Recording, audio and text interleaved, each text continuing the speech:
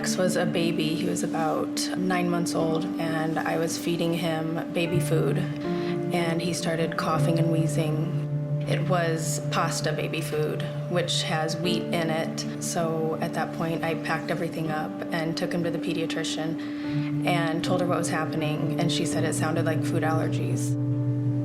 As a baby, Max was diagnosed with allergies to wheat and peanut.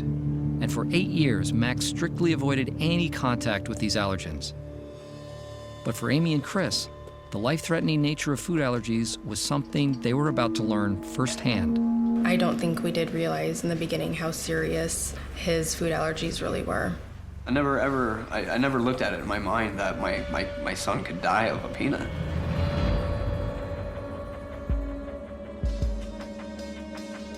You know, I think a lot of times people just don't get how serious food allergies can be. People do think hay fever, itchy eyes, runny nose, but it's very, very different. But they can progress very rapidly to closure of the throat, severe breathing difficulties, loss in blood pressure, and even death. It was the Tuesday right before Christmas, and he was at school, and they were having a movie day. I was up there that morning at the school, and the teacher showed me 2 snacks that she was going to provide for the class, and she had me okay them. I go home after that, and it was about lunchtime. I get a call from the teacher. Hello? The teacher was in the back of the room pouring hot cocoa for the class, and in that time frame, another student went to her backpack and got a box of granola bars and passed them out to the class. And the peanut butter granola bar landed on Max's plate. After getting a call from the teacher, Amy drove to school to pick Max up, take him to the emergency room. She called her husband to let him know what was happening. I originally got a call from Amy that Max had ingested a peanut at school. Everything was fine. She was taking him to Children's Hospital. Nothing to be alarmed with. I had a bad feeling about this one. I get him out in the car. He's breathing, he's talking, but I could tell by the look on his face that something wasn't quite right. He bursts out crying that his tummy hurts. I get him in the emergency room. I tell them what's happening, that he's having an allergic reaction to peanut, and he's still complaining that his tummy hurts, but no other symptoms. And then all of a sudden, the hives start creeping up the back of his neck. He is having trouble breathing. He's coughing and wheezing. When I arrived at the hospital, it wasn't long before he was taking a turn for the worse. And I remember him begging me, "Mommy, I can't breathe, I can't breathe." Max was having an anaphylactic reaction. A food allergy is an immune-mediated reaction to a food. So a child or an adult eats a food, goes into the body, and the immune system immediately reacts. Normally, the immune system will ignore foods as being safe and useful for the body, but for some reason in some people, it becomes programmed in such a way that it sees that as an invader and it attacks it. When the body experiences a severe reaction, it's called anaphylaxis. Anaphylaxis happens when the immune system identifies a food like peanut as foreign. This triggers cells to release chemicals that cause symptoms such as low blood pressure, constricted airways, swelling of the face and throat, severe stomach cramps, vomiting, intestinal distress, and even death. It's very difficult to stop the reaction, but the only known medicine that stops the reaction is epinephrine. And they start administering the epinephrine, and nothing was touching the symptoms. They were just getting worse. There's always a sense of everything under control in the emergency room and things going normal. And you could tell by the look on the nurses' faces that there was something wrong. And then when they put the breathing tube in Max, I knew that it was touch and go at that point. And they go to put the tube down his throat, and he starts to vomit. At that point is when his heart rate dropped. And the nurse came running into us, and she said, "Okay, he's taken a turn." And I said, "Well, for the better," because I didn't think it could get any worse. And she said, "No, they're performing CPR on him right now." And Chris and I just dropped to our knees and prayed. So this is the room Max was in.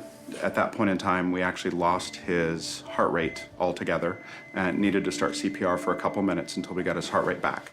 His lungs were so welted and so full and constricted with fluid that his lungs were not able to move anymore.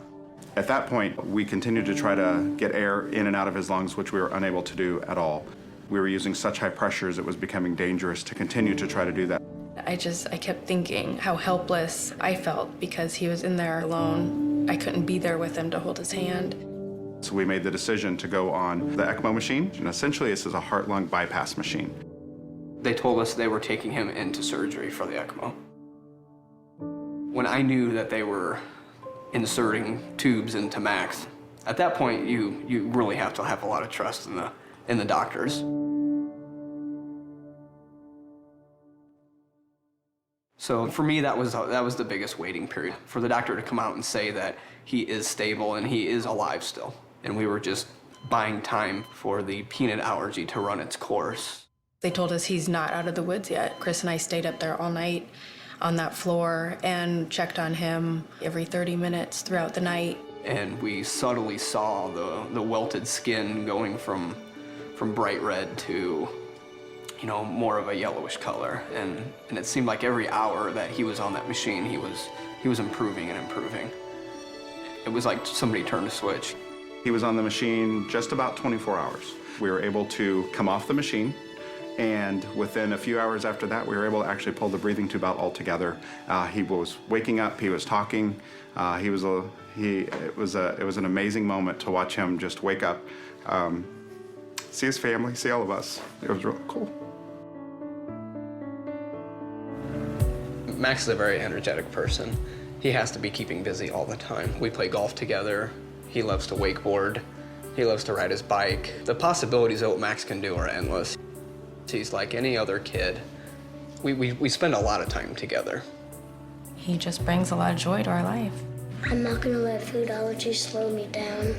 You know, I want Max to have fun and be a kid and not let food allergies hinder him and hold him back in any way, and just experience life. How was it? Give me 5. The important thing from Max's story is awareness. And, you know, I kept thinking the whole time Max was in the hospital that this is happening for a reason, for something good to come out of this. So I think his story has really reached a lot of people. When the nurses in the emergency room come to see Max 2 days later, and they are crying, and they're telling you that they were so happy that this turned out to where he was alive. And that says a lot from people that do this every day. I think that really hit home for me. You know, in my situation, it's a little unique because I have a son with a peanut allergy as well. And so for me, it was really,